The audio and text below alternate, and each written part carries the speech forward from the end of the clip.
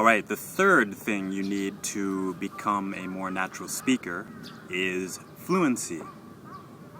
So what does fluency mean? Well, my definition of fluency is expressing your ideas very smoothly. Very simple.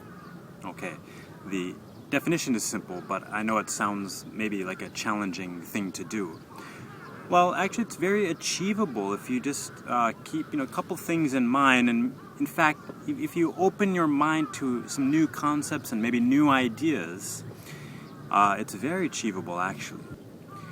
So the first thing we need to consider about fluency is the concept of expressing ideas and pictures rather than words.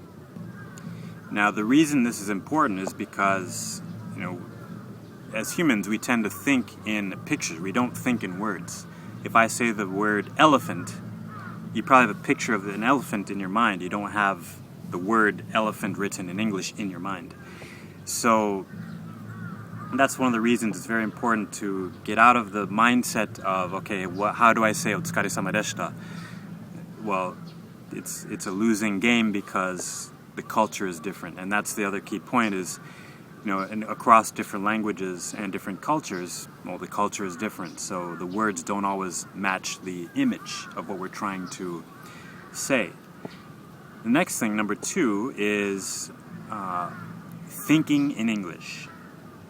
All right, now I know we've heard that before, and it sounds very tough, but let me give you just an easy example, okay, of how to think in English.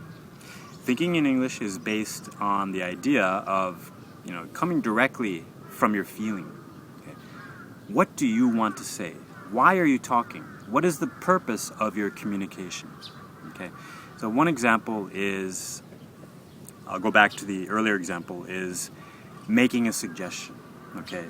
And so, for example, if somebody asks you for advice, okay, or somebody asks you for a recommendation, you'll get the feeling automatically in your heart, I want to, give a suggestion. Okay? I want to share my idea because I think it can help someone. Okay? When you get that feeling, it's not any language, it's a feeling inside you. Okay?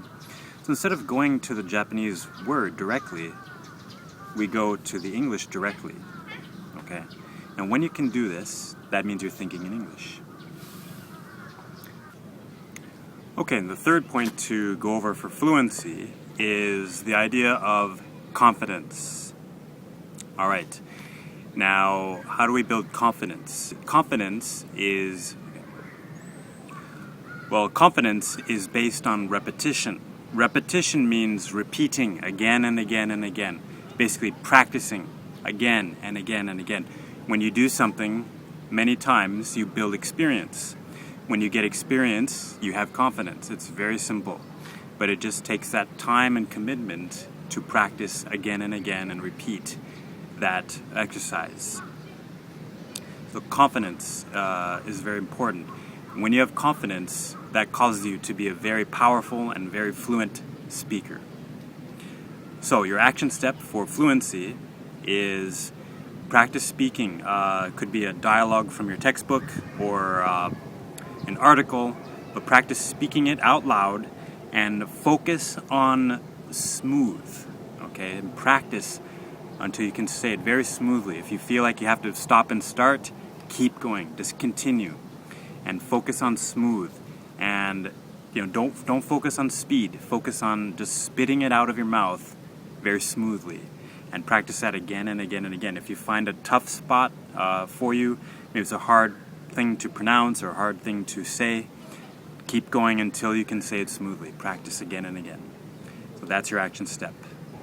And so to review, the 3 key things you need to become a more natural speaker. Number 1 is natural expressions. Number 2, pronunciation and intonation. And number 3, fluency.